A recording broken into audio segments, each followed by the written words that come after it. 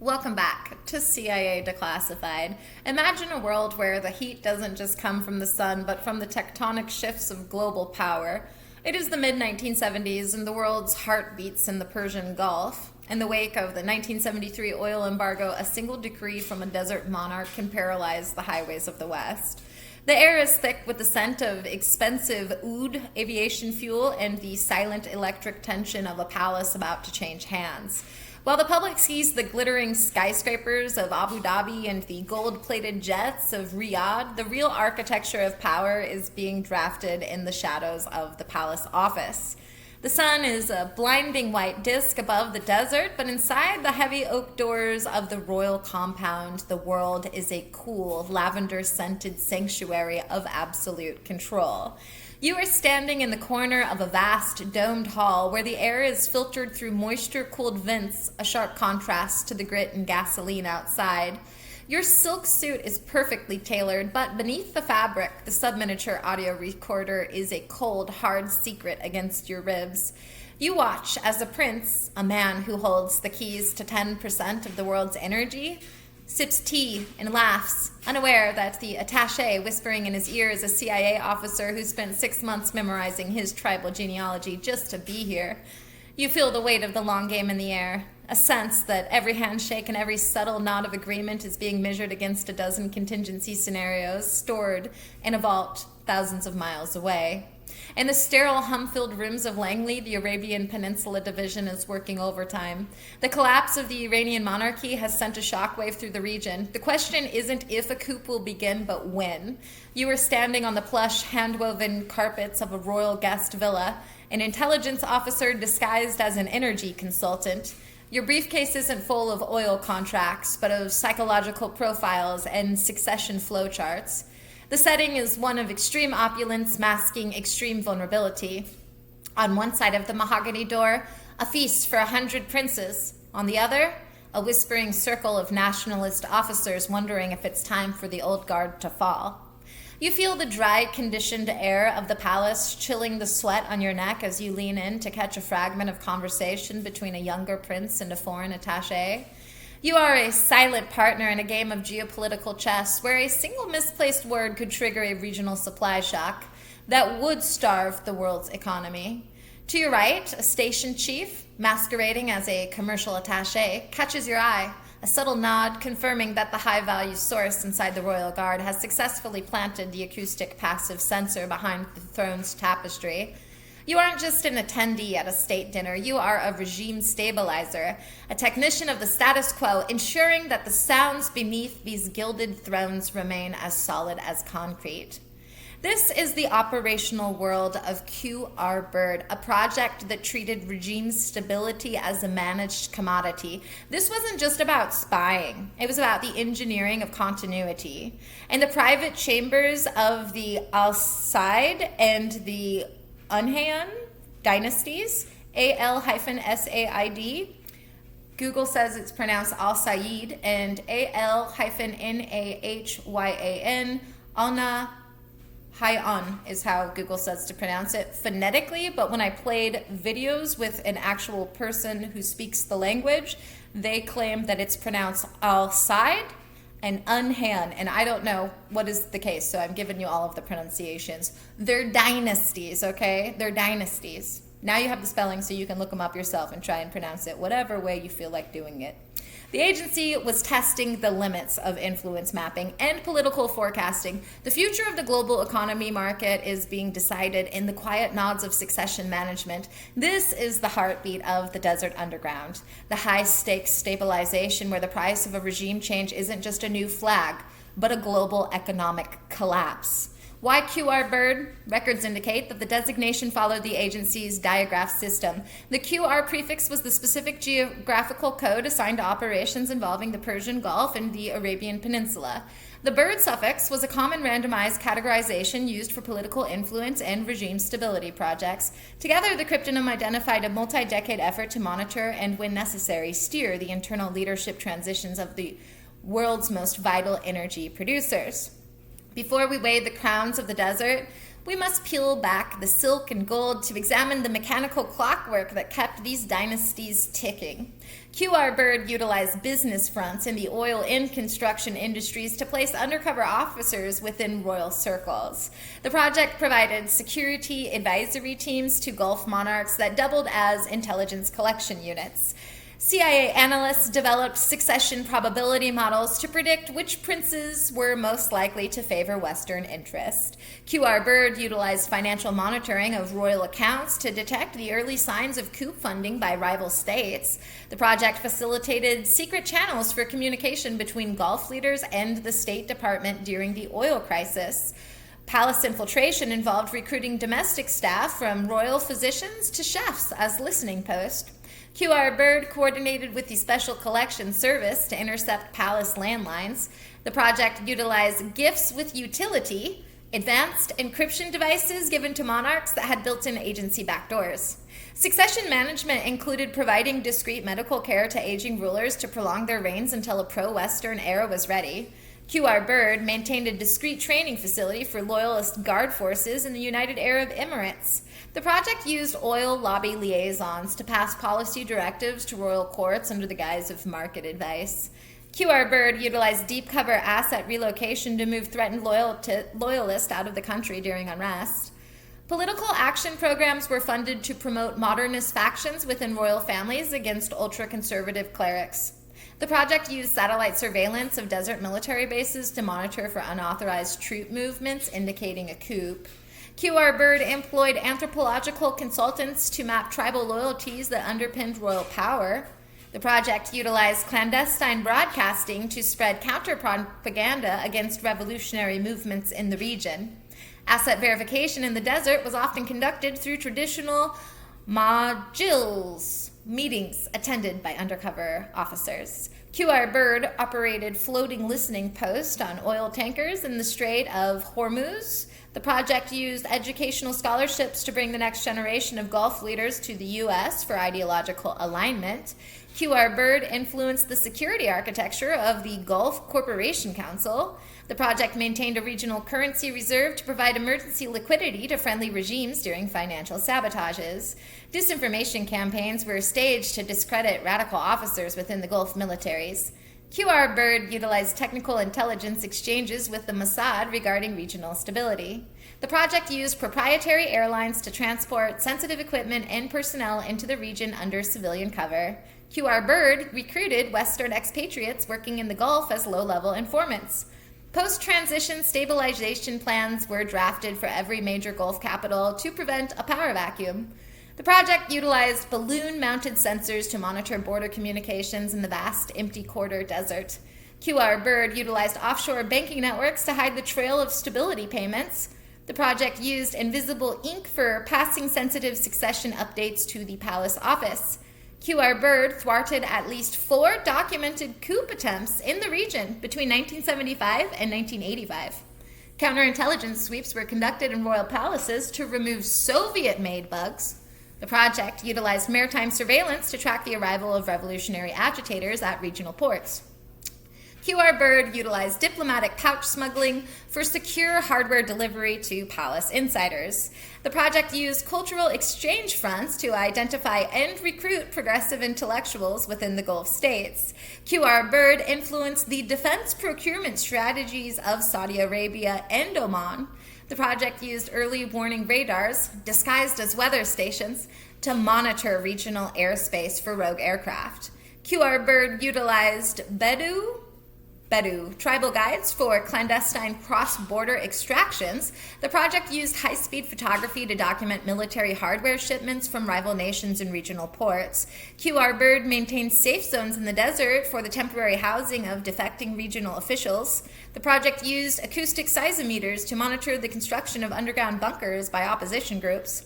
QRBIRD utilized commercial satellites to track oil flow anomalies that suggested internal sabotage. The project used psychological operations, PSYOPs, to foster loyalty to the crown among the younger military officer corps. QRBIRD utilized encrypted telex links for direct communication between the DCI and regional monarchs. The project used wildlife research fronts to place sensors in remote border regions. QRBIRD employed cryptologic linguists specialized in Gulf Arabic dialects. The project used holographic seal verification for official palace correspondence to prevent forgery. QRBIRD utilized radio frequency fingerprinting to identify the transmitters of underground radio stations. The project used thermal imaging from high-altitude aircraft to monitor nighttime gatherings in the desert. QRBIRD utilized logistical support networks in Bahrain for regional operations. The project used microfilmed records hidden in religious texts for secure data storage inside conservative courts. QRBIRD utilized private security contractors to augment royal protection details. The project used laser microphones to bounce signals off palace windows for external eavesdropping. QRBIRD utilized airdrop resupply for agents operating in remote desert watching posts. The project used synthetic aperture radar, SAR, to see through sandstorms and maintain surveillance on military convoys. QRBIRD influenced the creation of modern intelligence agencies within the Gulf states themselves. A declassified quote, internal CIA briefing on Arabian Peninsula affairs. Stability in the Gulf is not an accident of history. It is the result of a deliberate and continuous effort to manage the internal dynamics of the ruling families. Quote from a declassified quote, operational directive for QRBIRD field officers. We are the silent architects of the status quo. Our job is to ensure that the change of power is a whisper, not a scream. A quote from a declassified CIA Directorate of Operations memo. The oil must flow, and for the oil to flow, the king must stay. It is the simplest and most difficult mission we have. Declassified intelligence assessment of Oman. Our liaison with the Royal Security Services provides us with a unique window into the internal frictions that precede a coup. And a quote from a declassified CIA Human Resource Report on Middle East training. The recruitment of second-generation princes is the long game of regional stability. We are building the leaders of tomorrow in the classroom of today. End quote. The most protected sections of the QRBIRD archive are found in volume G44 titled Family Fractures and Direct Interventions. This volume contains nearly 400 pages of complete sanitization. The primary shield is exemption B1, citing the protection of foreign government information, specifically the secret agreements made between the agency and individual princes to bypass the official succession line. There is also heavy use of exemption B6, protecting personal privacy, which in this context hides the personal indiscretions used as blackmail leverage to keep rogue royals in line. I suspect these pages detail the management of the 1981 succession crisis, where the agency allegedly removed a candidate who was leaning toward a Soviet alliance. I suspect this section contains the blueprints for operational safe houses located inside royal palaces. The redactions in the financial inducement section suggest that the agency may have subsidized the lifestyles of key influencers to ensure their continued loyalty to the West. And I'm not the only one who speculates. In the shimmering heat of the desert, the palace shadows grow long. For instance, there's the puppet prince conspiracy. This speculation suggests that QRBIRD didn't just monitor succession, but actually engineered heirs from birth, ensuring that every future monarch was a product of the agency. Then there's the artificial scarcity speculation. Some believe the agency used its influence within the royal court to trigger oil spikes at strategic moments to fund black projects that weren't on the official U.S. budget. Then there's the secret sanctuary conspiracy. It's a persistent one that suggests that the agency maintains a hidden city in Rub al-Khali, the empty quarter, where deposed leaders are kept in golden exile to prevent them from speaking to the press. And then there's the cloned crown theory. A darker fringe speculation posits that due to the genetic similarity within ruling dynasties, the agency replaced certain radicalized royals with body doubles trained in Langley, allowing the agency to effectively sit on the throne itself without the population ever realizing their ruler had changed. Was QRBIRD a success? Tactically, it was a geopolitical insurance policy. The project successfully navigated the complex and often treacherous world of tribal and royal politics without a single public blowing of its operations. It maintained a steady stream of high-grade intelligence during the most volatile decades of the Cold War. By professionalizing succession management, the agency turned a chaotic biological process into a predictable political event. QRBIRD ensured that even when a leader passed, the policy orientation of the state remained constant, protecting billions of dollars in Western investments and energy security. Strategically, it was a Faustian bargain. While the project stabilized the region, it did so by freezing the political evolution of the Gulf states. By backing traditional monarchies against modernist movements, the agency may have inadvertently fueled the radical backlash that would emerge in the 1990s. The short-term stability purchased by QRBIRD came at the cost of long-term resentment among the populations who felt their leaders were more accountable to Langley than to their own people. Ultimately, QRBIRD proved that you could buy a dynasty, but you couldn't buy a future, leaving the region with a stable surface but a seething, unresolved interior. As far as operational and technological breakthroughs go, QRBIRD is responsible for a few. For instance, predictive political modeling began as the era's practice of succession flow charts to predict regime changes. Today, this has evolved into the predictive analytics used by financial markets and social media platforms to anticipate global trends and consumer behavior. For humanity, this technology helps public health officials predict the spread of diseases and urban planners anticipate the needs of growing cities. In the intelligence community, it is the foundation of advanced warning systems that use machine learning to detect the subtle pre-indicators of civil unrest or state collapse before they manifest on the ground.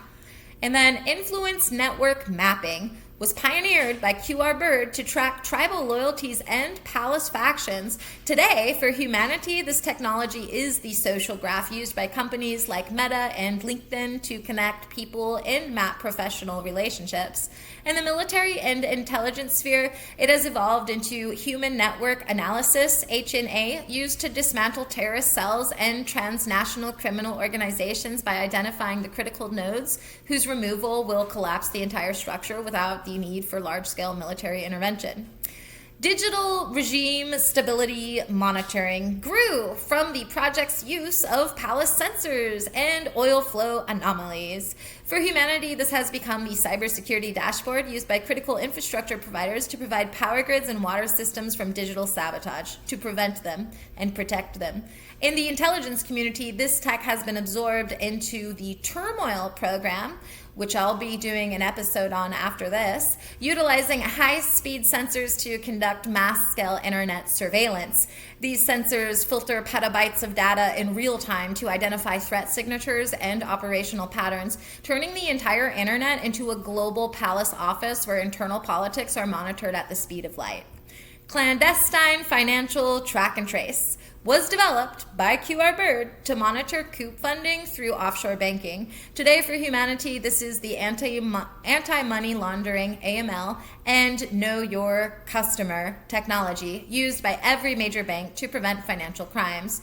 For the intelligence community, it has evolved into financial intelligence, allowing for the real-time freezing of assets belonging to hostile actors and the digital interdiction of illicit trade routes, ensuring that the stability payments of the modern era are tracked with absolute precision. The history of QRBIRD is a journey into the heart of the hegemon, where the black gold of the earth meets the black ops of the state. It was a project that asked, how do you hold the desert in your hand? It functioned as the ultimate geopolitical anchor, proving that for the agency, the preservation of the old order was the only way to ensure the survival of the new world. The operational success of the palace architects was matched only by the ethical void it created. Every prince who was managed was a victory for the energy security, but every suppressed aspiration was a seed planted for a future explosion. We now live in the post-QRBIRD world where the sands of power are monitored by high-speed sensors, making the intimate palaces and extractions of the 1970s seem like a relic of a simpler time. As we look back at the desert shadows, we see more than just a successful intelligence operation. We see the birth of the stabilization doctrine. The ability to manage succession and steer internal politics without a single boot-on-the-ground intervention remains the holy grail of modern statecraft. QRBIRD provided the diplomatic blueprint for this reality, turning the sovereign courts of the Middle East into managed environments that remain the foundation of the global order. Furthermore, we must recognize that the QRBIRD method of quiet alignment is what allowed the West to survive the energy hunger of the late 20th century. The officers who ran these projects weren't just spies, they were regional shapers who understood that in the desert, a whisper is often more powerful than a roar. This culture of regime management continues to influence how superpowers interact with royalty today that power the modern world. The real lesson of the project is that in the world of high-stakes stability, the most powerful weapon isn't a satellite or a sensor, it's the trust of a king. The sands of power are not a place on a map. It is a calculated equilibrium where the crown is the prize and the agency is the final word. In a royal court, the silence is more informative than the speech. In a succession management scenario, the second son is always the most important asset. Stability is not the absence of change, it is the control of change. And remember, the oil can be pumped, but the loyalty must be earned or bought. Thanks for listening, and join us next time. Like I said, we're going to be examining turmoil, the cutting-edge and massive-scale surveillance infrastructure that redefined the boundaries of privacy. We'll look at the fiber optic taps, the real-time packet filtering, and the global internet backbone penetration that turned every keyboard into a listening post. Join us next time for the Glass Web. In the meantime, I'll see you in the archives.